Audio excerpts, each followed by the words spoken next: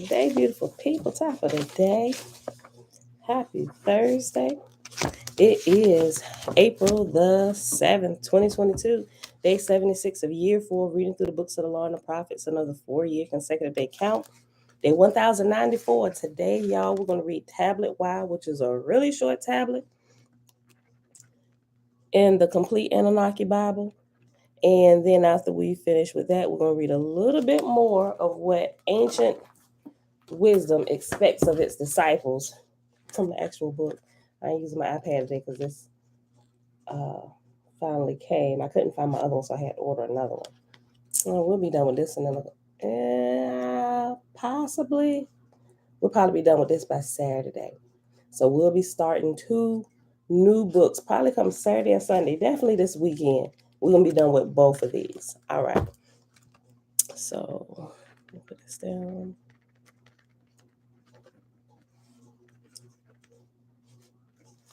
All right, beautiful people. So let's get started. Father, we thank you for another day.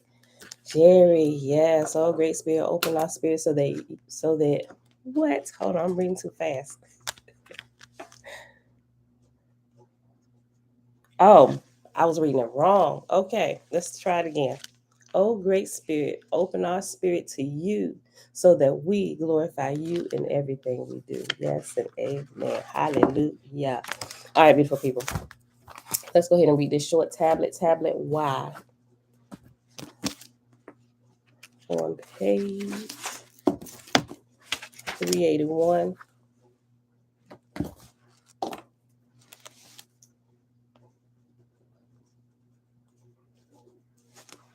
Okay.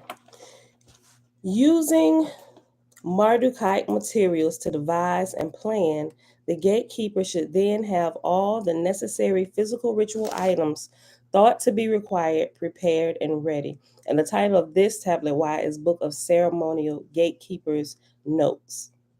The practitioner should be internally prepared as well, and the body of light may be entered. When using the traditional Annunaki system described in this book, the ritual area may be envisioned and sealed in the manner depicted in the following illustration. This is drawn on the descriptions given in the unearthed Mardukite pentagram rite, also known as the incantation of Iridu or incantation of the deep.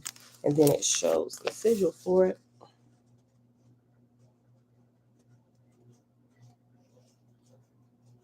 right here.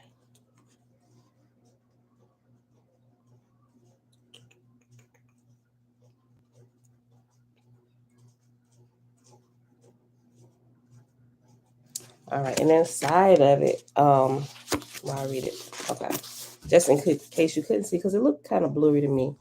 This is Anu, this is Samas, this is Ninurta, Nergal, Marduk, Nebo, and Nana. Okay. Audrey, shalom. Auntie, shalom, shalom. Alicia, yeah. Hey, girl, hey. Okay.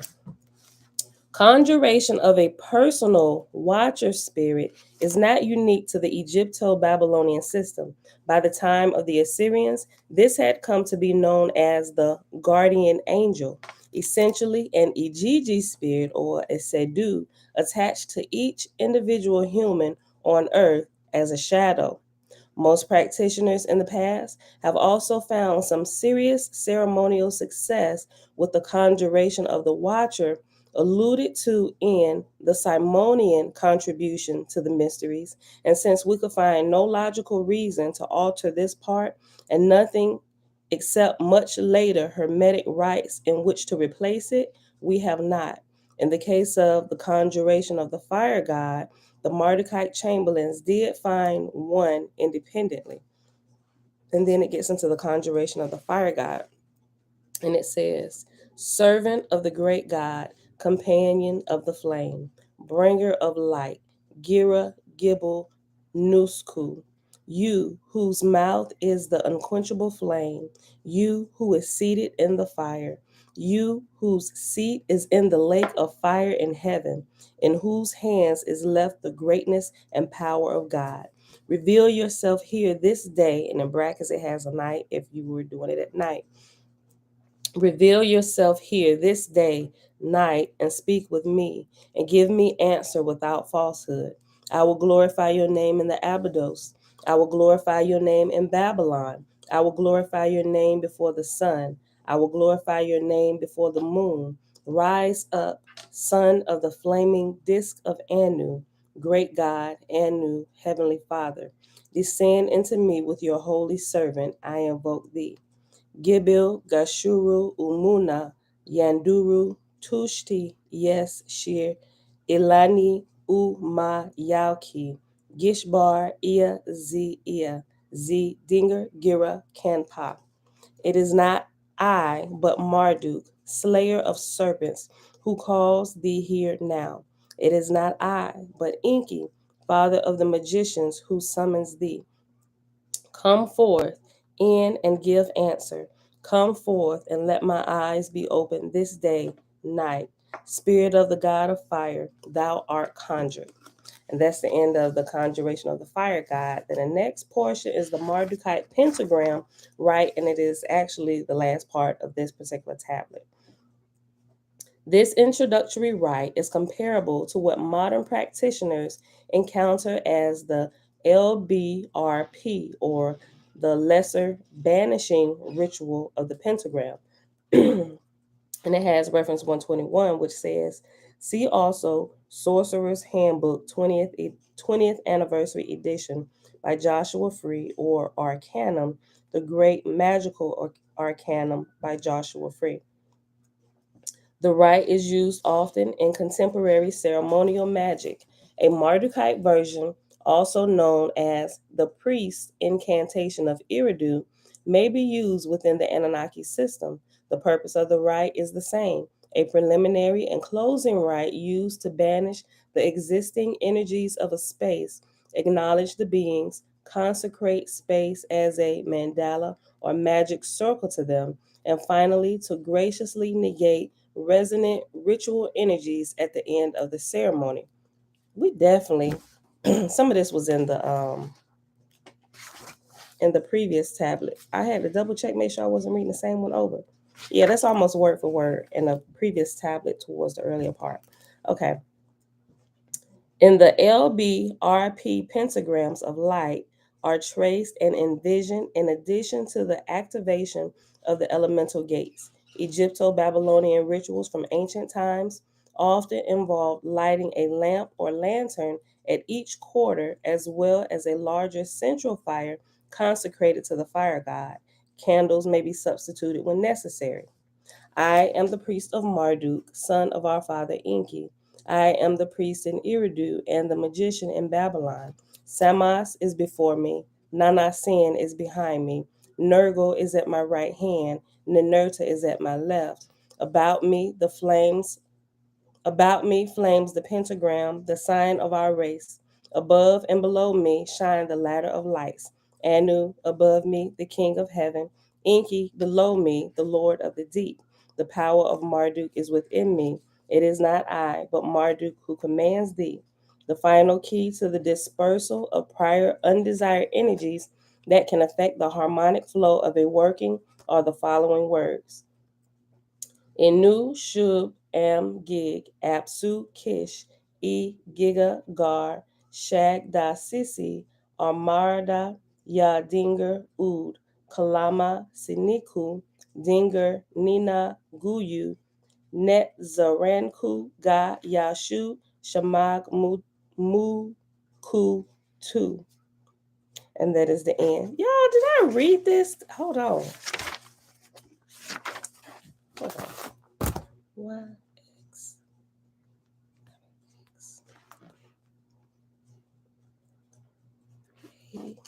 Hold on.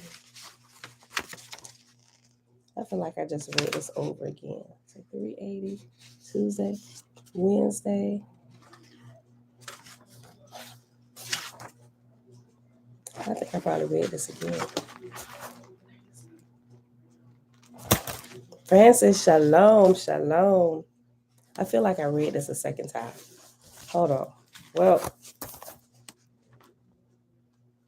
that's probably, I don't know. We just gonna move on. I figured I might have to go back and watch. 84. Okay. All right, y'all. If we did, we did. But I feel like I know some things are repeating. I got to go back and watch the video. The last couple of days with the internet going crazy is just, I don't know. But come to find out, the lines that affected me and my neighbors, somehow they had been cut. So apparently they got it fixed yesterday, about the afternoon time. So we're back here today. All right, y'all. So we're gonna pick up where we left off at yesterday in what ancient wisdom expects of its disciples. So if you actually order it, they're not gonna send you the one that's orange. They're gonna actually send you this one. Well, this is what they're sending now. When I had first ordered it, I actually got the orange cover one.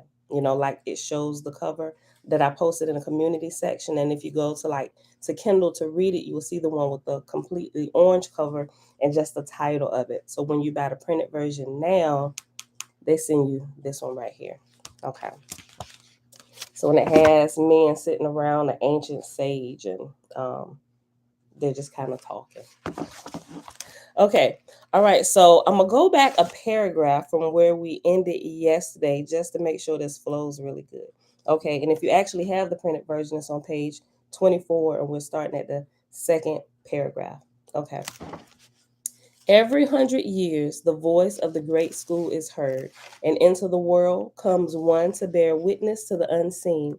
He speaks with the voice of wisdom, and he is overshadowed by the seven lights. Gradually, the mystery school, the seven branches considered as a unit, is leavening the entire loaf of human thought. Today, as never before, men are turning to search for their gods, or we should say that they are rather turning away in disgust from our age of materiality, which is slowly crushing the beauty and spirituality out of life. Our materiality is destroying the souls of men. It is breaking the heart of the world. It is stifling the finer side of every nature. And something within man is revolting against this unnatural oppression. Many who have never given thought to it before are now wondering what the end of it all will be, how far the human race can evolve itself without bringing the entire structure of modern ethics crashing down in ruins. Within the last 50 years, thousands have become spiritual pilgrims and taken up their search for truth, seeking amid the hills and valleys of the human soul for the answer to the riddle of destiny. They are seeking for those mystic masters of wisdom, known to legend, but of whom history bears no record. Throughout all this searching, there is great uncertainty, but one or two facts stand out clearly. First, the majority of people do not know what they are looking for. If they should meet truth, they would not recognize it. The masters they seek are about them every day, but like Sir Launfal, they journey into distant lands, seeking for those things which are upon their own doorsteps. Secondly, they would not accept wisdom if they should find it. They would be all glad to have the power that the masters have, but few would labor unselfishly and untiringly for ages to secure that power and then consecrate it unreservedly to the good of humanity. Boy, ain't that the truth? Before passing on to our next subject, let's sum up a few points to be remembered concerning the great work and its workers in the world. First, the instinct of reverence for the unknown is implanted in all human life. It seems that even many of the higher animals must have it, for as they sit at the feet of their beloved masters, their animal soul speaks through upturned eyes filled with love and tenderness. The love of the dog for its master and the love of the disciple for his teacher are closely allied. The dog asks for nothing but kind words and will lay down its life for its master. Such is true devotion. From the savage upward, reverence and devotion to the gods form part of the moral code of all humanity. Many may deny it, but in the form of either faith, fear, or superstition, it persists. Number two, The maker of the great plan, which we call life, the being from which we have been differentiated, has given man certain potentialities.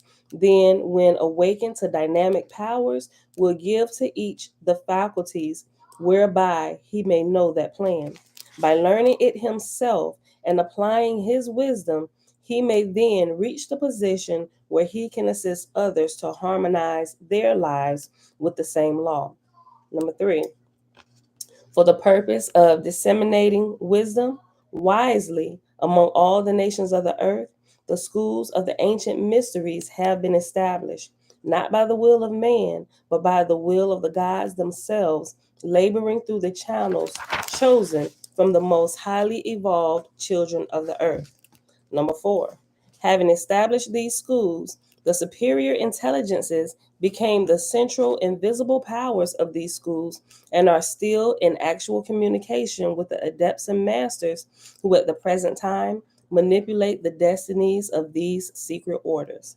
Number 5, all growth spiritually must take place through one of the 7 channels appointed by nature for that purpose, and at some stage in his spiritual growth, each disciple will enter the planetary path best fitted to evolve the qualities that lie dormant within himself. That's good. I'm going to read number 5 again. All growth spiritually must take place through one of the 7 channels appointed by nature for that purpose. And at some stage in his spiritual growth, each disciple will enter the planetary path best fitted to evolve the qualities that lie dormant within himself. Number 6, the 7 schools, together with their branches, all in parts of the earth, constitute the Great White Lodge. This is the divine institution appointed to give the ancient wisdom to our planet. It is composed of all the initiates and adepts of the white path and forms the invisible government of the earth. Number 7, ancient wisdom contains the true and accurate knowledge of the plan whereby the gods, man, and the universe were established, are being maintained, and will later be dissolved into eternity. It is the knowledge of all things in their relation to God, nature, and themselves, and it is the only guide by which man can be shown the path he must follow if he would liberate himself from the ignorance and the darkness of materiality. Last one is number 8. Anyone may walk the path who will accept and live up to the obligations which the ancient wisdom places upon all who would learn the mysteries of life and death. If they will live the life which it points out, they shall know not only the doctrine which it preaches, but also the great ones who have been chosen by their own virtues to teach their younger brethren the ancient wisdom. And now it goes to a new chapter, and it's entitled The Mystery Schools. Demi Shalom. In all the schools of ancient wisdom, the members are divided into 3 general classes or groups. Every seeker after truth is in one of these divisions, whether conscious of it or not. I'll read that again. In all the schools of ancient wisdom, the members are divided into 3 general classes or groups. Each seeker after truth is in one of these divisions, whether conscious of it or not. The esoteric teachings of all religions are the same. The ends to be attained are identical in every case. The only difference between them is that each school is especially fitted to reach and work with the type of mind and body of the people among whom it is established. In other words, we may say that the mystery schools interpret truth along the lines of the familiar, clothing wisdom in symbol and allegory familiar to those who are supposed to receive it. All the schools demand the same inflexible standards of consecration and virtue, teaching that each student and candidate must build his own character, unfold his own spiritual powers, and control his own lower nature before he can receive assistance from any superior source. It would do well for me to read that again so we can hear that again. In other words, let me go back one more sentence. The esoteric teachings of all religions are the same. The only difference between them is that each school is especially fitted to reach and work with the type of mind and body of the people among whom it is established. In other words, we may say that the mystery schools interpret truth along the lines of the familiar, clothing wisdom in symbol and allegory familiar to those who are supposed to receive it. All the schools demand the same inflexible standards of consecration and virtue, teaching that each student and candidate must build his own character, unfold his own spiritual powers, and control his own lower nature before he can receive assistance from any superior source. So, pretty much saying you need to take responsibility for yourself and get to moving down a path and growing, right? Before anybody gonna throw you a bone. Before they give you a little bit of wisdom, let's see how diligent you can really be, right? When little children come into this world, they are sent to our public and private schools in order to prepare themselves intelligently for their period of activity here. While they are young and uninformed, their parents protect them. But when they reach maturity, they are expected to assume the responsibilities of life and help others as they themselves have been assisted. No one is born without responsibility. Each living thing is responsible for itself. And when it fails to assume its individual responsibilities, others must suffer as well as the thoughtless one. Ain't that a weird a phrase to call them? The thoughtless one. Bruh. Read it again. Each living thing is responsible for itself, and when it fails to assume its individual responsibilities, others must suffer as well as the thoughtless one. As growing children are instructed in the laws of governing their environments in order that they may intelligently assist in molding the destiny of the race, so the mystery schools are instructing those children of men who desire to know the laws that govern the unseen world. These laws, although entirely unknown to the average individual, play an important part in everyday life. The mystery schools are universities where the spiritual nature is unfolded and trained, and man is prepared to become an active worker in the great plan of cosmic universe. So as you get on this path, it's like our own personal Hogwarts that we enter into. Y'all don't know what Hogwarts is. That's from Harry Potter. That's the invisible school for the wizards, right? It's the same thing. You will notice if you into that kind of stuff, right? It's not well what the church teaches you. I think they teach it to you from an uninformed point of view or from a misunderstanding of what they're showing you, what they're conveying in movies like that. Now some of them may be off kilter, but I spent time and went through Harry Potter dissecting stuff, right? And the things that I've known, what we enter when Yah begins to wake us up and we realize the world around us and how it's really operating, it's like when you wake up, that's like your invitation to Hogwarts, right? And it's like, wait a minute, y'all don't see this? It's like we can see the unseen, where the average person's like, you tripping, get out of here. I'm gonna call the man on you. They can come get you in the white coats, right? Yeah, it's like the same way for real. All right. These laws, although entirely unknown to the average individual, play an important part in everyday life. The mystery schools are universities where the spiritual nature is unfolded and trained, and man is prepared to become an active worker in the great plan of cosmic universe. The world we live in is a world of effects around us, but invisible are the worlds of causation.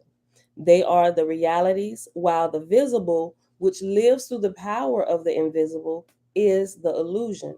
No matter how deeply we study the material arts and sciences, we can never find out the real cause of anything. Science is still seeking and will continue to search indefinitely for a real foundation upon which to work. The four great questions upon all knowledge should be based. I'm sorry, hold on.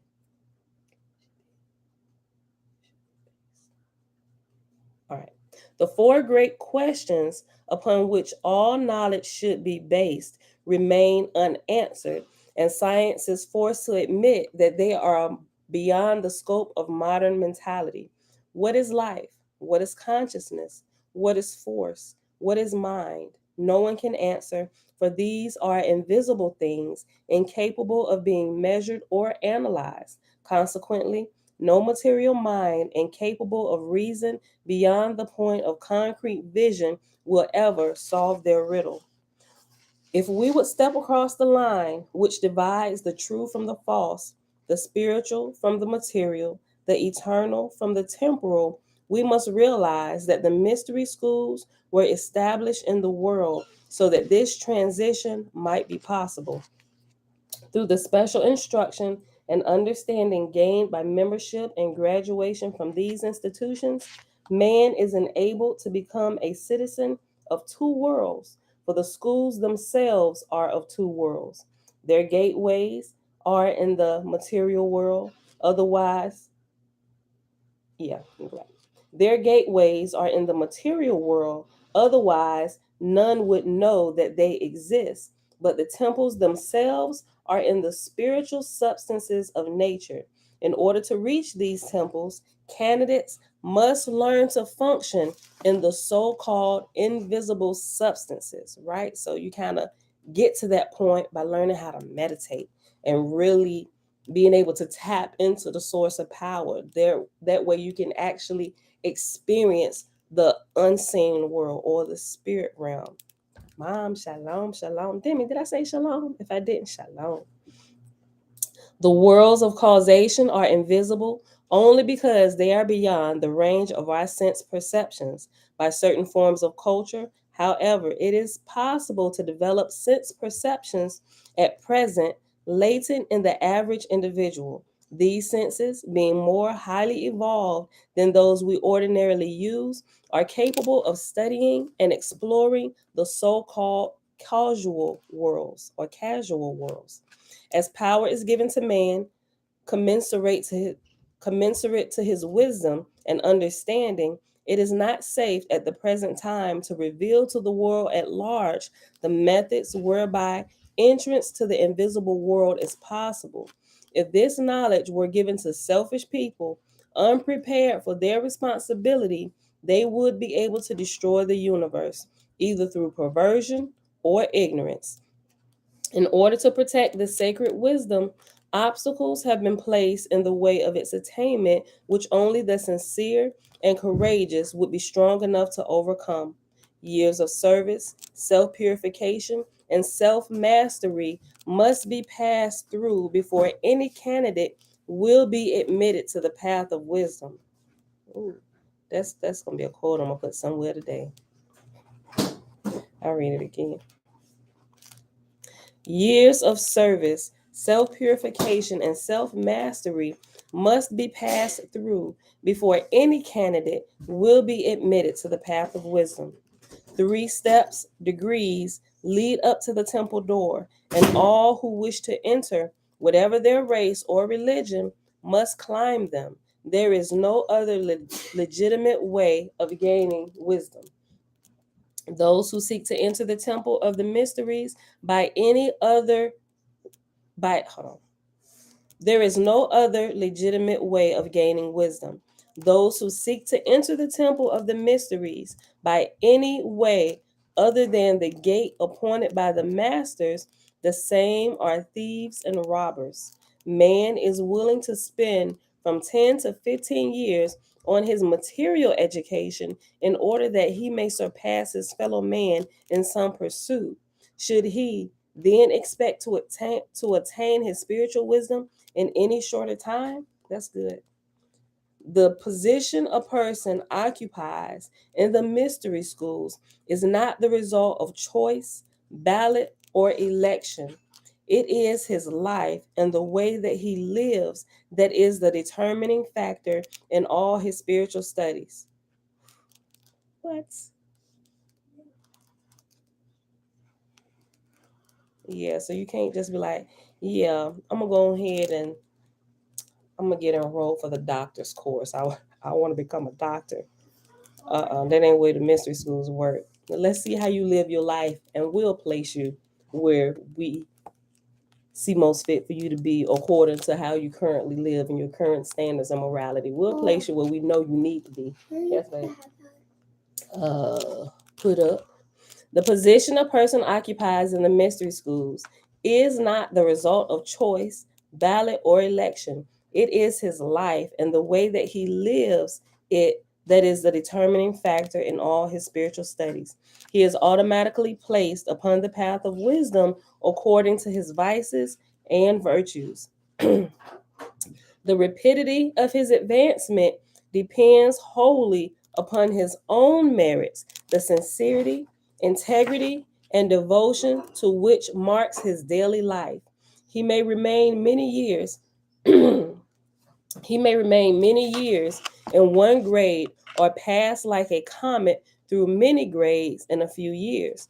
This depends entirely on how sincerely and honestly he has labored and how completely he has mastered the temperaments and failings which hold him back. The three divisions into which disciples of the great work are divided are given to us out of great antiquity. I need a sip of water, y'all. Hold on. Yes, boo. I gave it to Jeremiah. The three divisions into which disciples of the great work are divided are given to us out of great antiquity. They are the same divisions that we find among the priests of the tabernacle of the Jews. They are the same as the case divisions of India and many others. We may consider them under three headings as follows. The first degree is that of a student.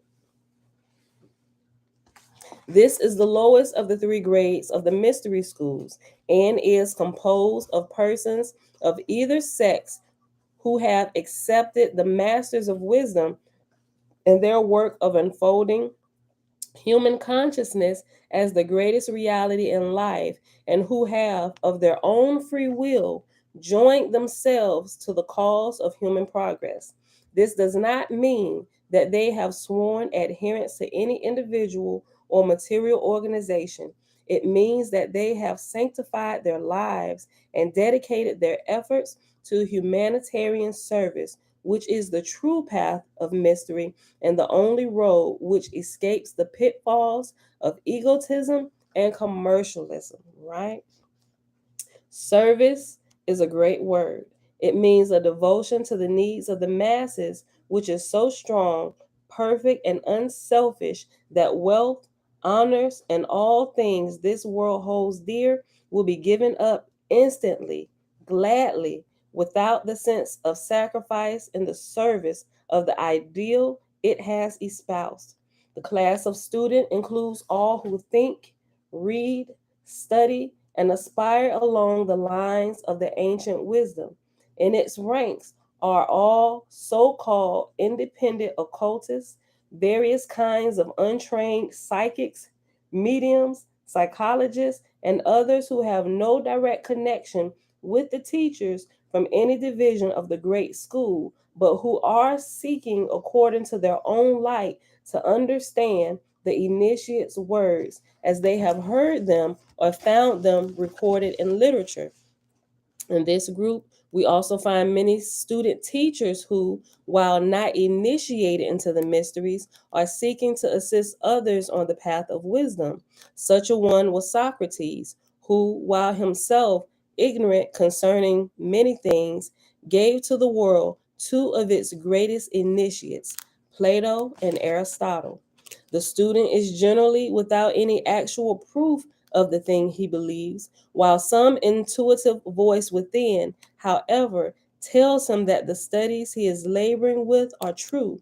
He must so accept them. The privilege of knowing the reason for the things that he does is not given to him as yet.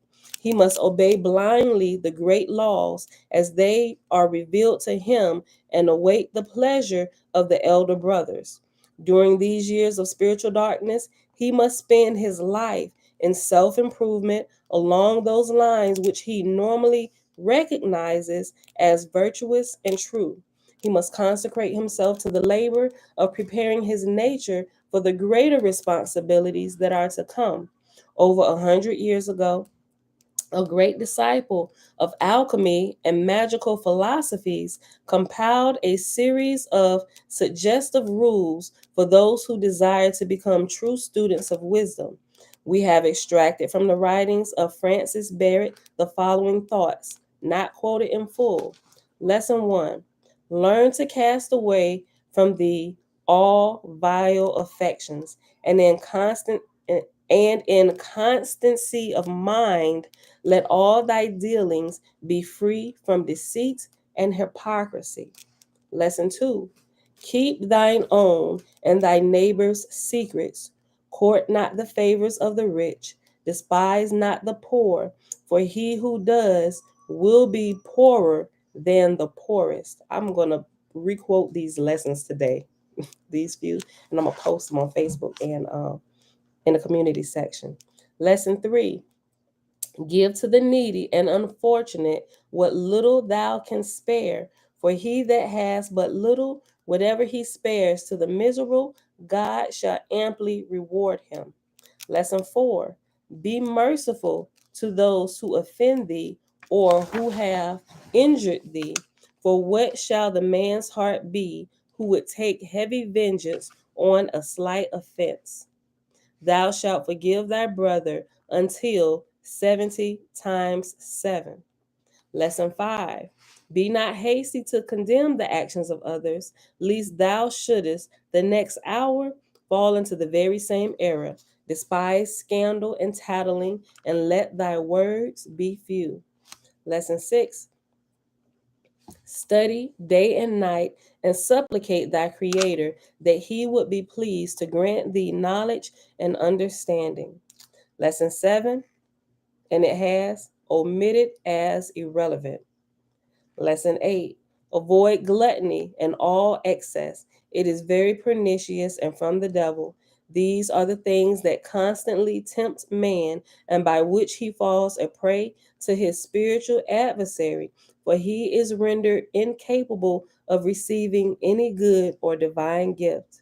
Lesson 9: Covet not much gold, but learn to be satisfied with enough, for to desire more than enough is to offend the deity. These rules for spiritual propriety are as good today as when they were first written, and should be deeply considered by all students, for all things come to man by attraction, and if seeds of wisdom and virtue are not within himself, the gods can bestow nothing upon him. The duty of every student of ancient wisdom is to make himself valuable to his fellow man, for when he does this, he makes himself valuable to the plan of nature.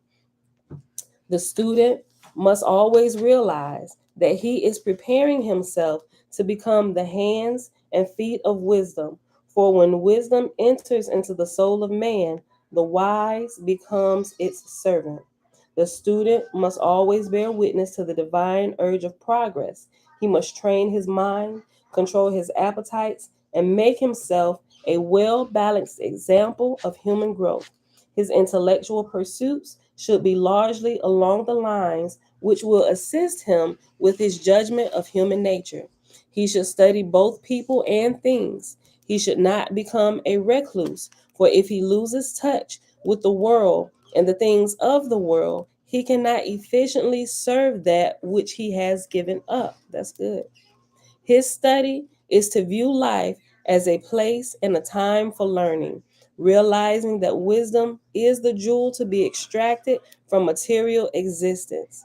He must always keep in mind that he is not studying for himself alone, but is building for the day when, his long years of preparation finished, his wisdom will be used by still greater powers to assist in those great problems which ever confront the world.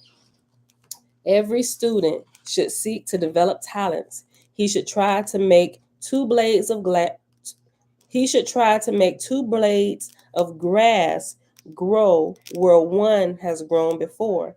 He must become a creative genius, an outstanding example of intelligence in the highest sense of the word. But it should always be unselfishly. He should never become attached either to the work he is doing or to the positions that he occupies, for the master may call him to other labors at any moment. If he can legitimately and honestly become a power in the community wherein he dwells, he should assume such responsibilities, for they offer greater opportunities for the accomplishment of the greatest good.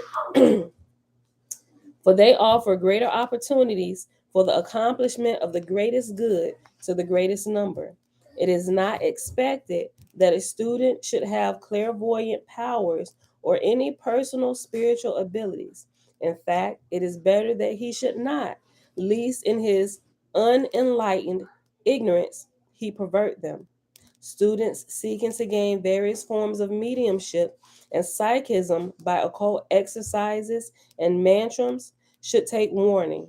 One of the masters of wisdom has distinctly stated that all forms of phenomenalism are to be rejected by the student, which is, I mentioned this before. I was listening to one great ancient sage, and he was telling him that as you develop discipline in your life, you are going to begin to notice that you will acquire certain cities, or you're going to develop certain powers that other people would think are magical or supernatural. He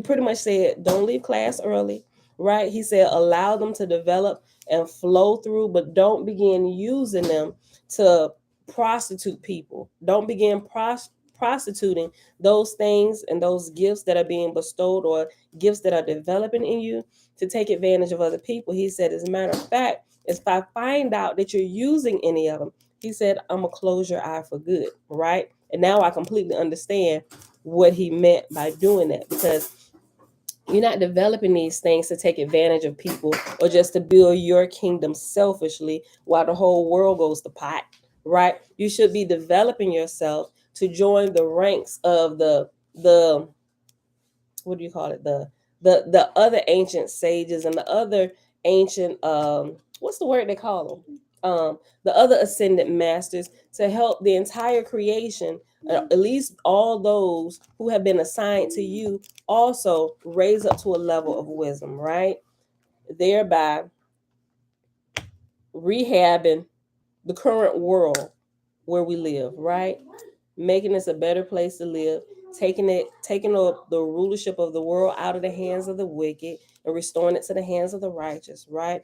But if you begin accepting bribes, you become compromised, and you really can't be used for great things for real, right? So that's why rulers, leaders, they should not accept bribes. Nobody should accept a bribe, right? Because if you can be bribed, that means if you are ever put in a position of power, you can be bribed, and they can pretty much take over whatever it is you're doing, and they'll hold you. Well, you you wouldn't have any leg to stand on. You couldn't stand up and speak, just like people who get in positions of government. If they've accepted a bribe somewhere down the line and somebody actually recorded it, when it's time to stand up for true justice and for something that's right, if there's somebody within that group of people that doesn't want the overall good to happen, and they know you were going to have the power for it, all they're going to do is like, you remember this? I got it on tape. I promise you, I will blast it all over the world if you even say a word, right? Bribes hurt you in the end, and they destroy any kind of progress that would have come about had you not develop your own personal character, right? So even when you begin to develop certain gifts or talents or clairvoyant things that happen, and you can psychically read people's mind, when that stuff begins to happen for you, the more you become, the more diligent you are, and it will. Don't take those and use those things for filthy lucre, right? Don't, just don't. And you're going to have many opportunities to showboat and showcase what you can do. I'm telling you, it'll lead you to an early death. It really will. So be careful. All of us have to be careful of that. It is not expected that a student should have clairvoyant powers or any personal spiritual abilities. In fact, it is better that he should not, lest in his unenlightened ignorance he pervert them. Students seeking to gain various forms of mediumship and psychism by occult exercises and mantrams should take warning. One of the masters of wisdom has distinctly stated that all forms of phenomenalism are to be rejected by the student. He must build a spiritual, mental nature and not merely allow his emotional palate to be tickled by weird phenomena. No true student of any legitimate master would ever attempt to converse either with the living or the dead through the mediumistic powers. Some schools have made it clear that students will forfeit their right to instruction by seeking to communicate with the departed or by indulging in familiar forms of psychism, right? We learn that through scripture, right? Don't communicate with the dead.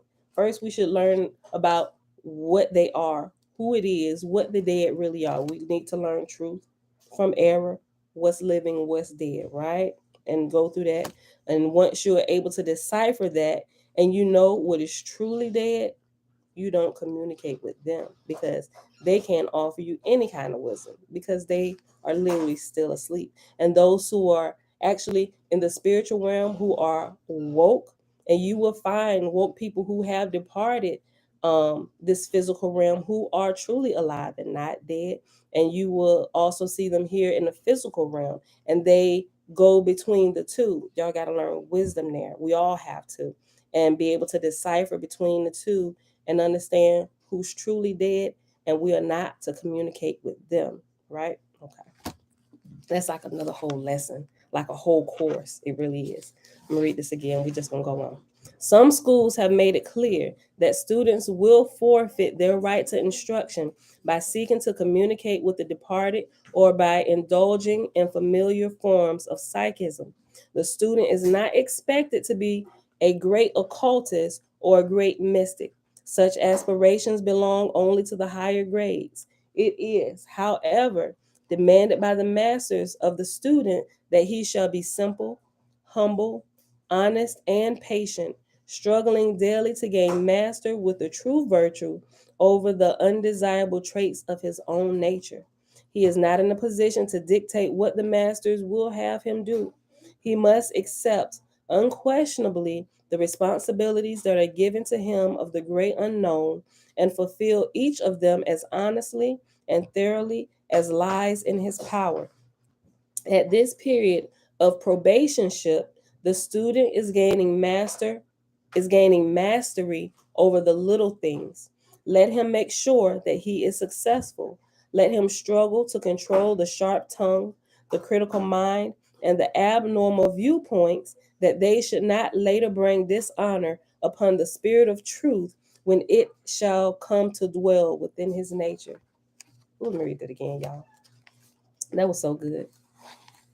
At this period of probationship, the student is gaining mastery over the little things.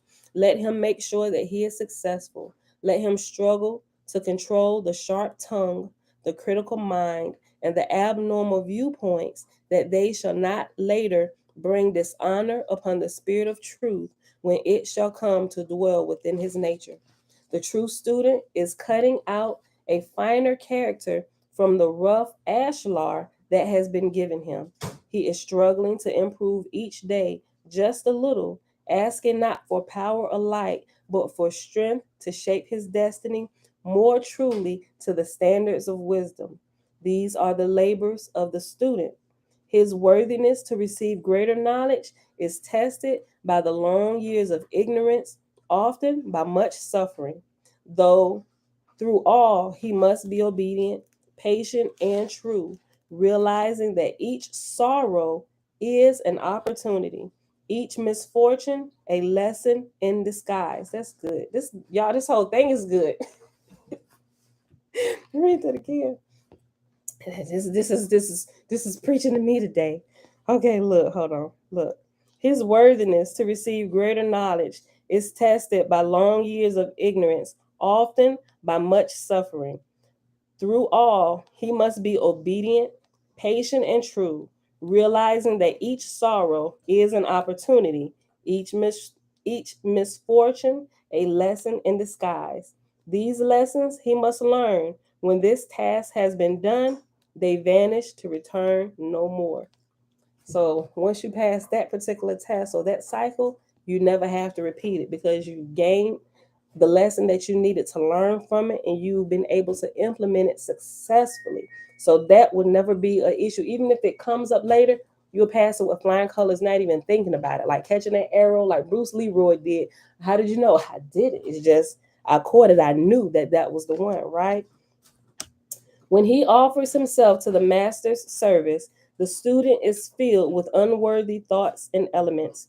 Behind him stretch many ages of thoughtlessness and crime. His higher bodies are a mass of bad karma, and he is totally unfitted for his labors. Before wisdom can be given to him, it is necessary that his evil nature be cleansed. So the masters give him the labor of purifying himself as the first test of his sincerity. All that follows depends on how that first work is accomplished. I'll read it again. So the masters, hold on. Before wisdom can be given to him, it is necessary that his evil nature be cleansed. So the masters give him the labor of purifying himself as the first test of his sincerity. All that follows depends on how that first work is accomplished. Thus, his consecration often results in years of sorrow for the student, but everything has its price in nature, and a cleansed soul is the price of wisdom. Yo, that is the title for the day. Look, hold on. That is going to be the title for the day. Yo, listen to that. Thus, his consecration, excuse me, Thus, his consecration often results in years of sorrow for the student, but everything has its price in nature, and a cleansed soul is the price of wisdom. For it is only a balanced and honest nature that can honestly think or honestly analyze. All the perversions of the past present their bills and demand payment. A great spiritual house cleaning follows, for all these bills must be paid. No true religion teaches a student that these debts can be escaped. Yeah. I'm sitting here like, look, this is preaching me down my student loans. Goodbye. You funny. Look, no, listen, y'all, please listen. No, seriously, listen. Oh, talking about debt? Oh my God, my student loans, y'all. My student, let me tell you. It ain't that serious, man. It is that serious to me. I woke up wanting to cry today. Like I really did. Like you woke up this morning looking at me. I'm like, dang, what are you staring at me for? That was funny though. I mean, it's not your fault. They the one did it like that. You didn't. Yo, they could have done it way better. Like I'm really about in tears about this big thing we about to do, and we was like right there, and now it's like you have to take care of this. I'm like, but it's taken care of. They're in deferment. No, they can't be in deferment. I mean, they can be in deferment, but you got to categorize. They got like 20 different accounts, and they could. Okay, so going to I'm like this forever student, right? And my student loans are almost $127,000. You know, so yeah. So if I seem a little bit off today, I'm dealing with this whole thing in the background, like literally wanting to wake up crying, getting some information that we got last night, just really thinking about this. And now I've made steps to go ahead and do what we need to do. They said, Miss Murphy, all you need to do is just consolidate it. I said, yeah, but it's going to extend this process another, y'all said, how long?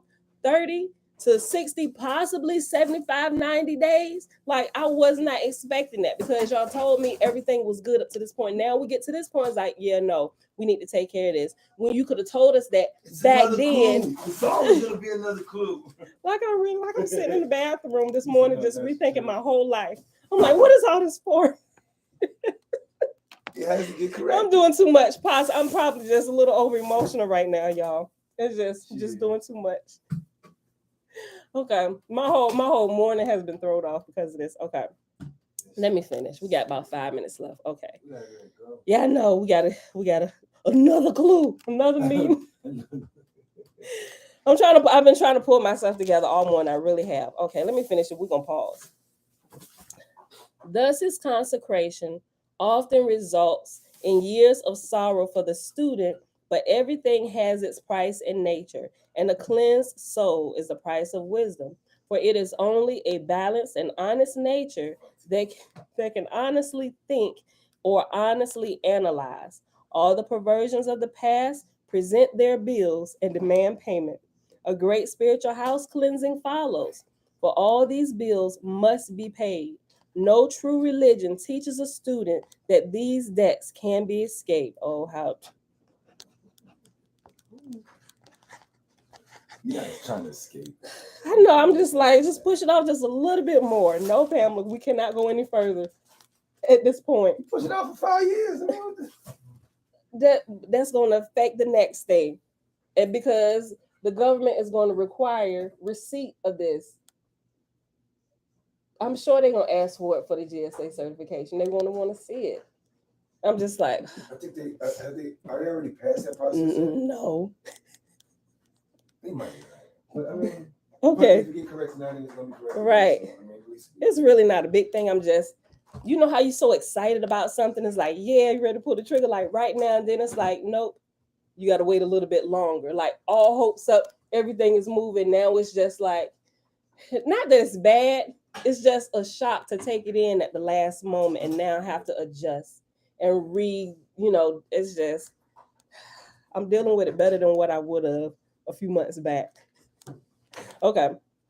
And we're going to pause at the end of this little paragraph. A great spiritual house cleansing follows, for all these bills must be paid. No true religion teaches a student that these debts can be escaped. A man does not avoid his responsibilities by becoming spiritual. He is merely given the privilege of paying his debts sooner. That's the truth right there. Because you're spiritual don't mean that it goes away. In this great truth, Christianity has been false to its founder. For Christianity, as we have it today, is a religion of vicarious atonement until, in referring to the spiritual status of the average Christian, one of the masters stated, the pauper angels of the Christian heavens.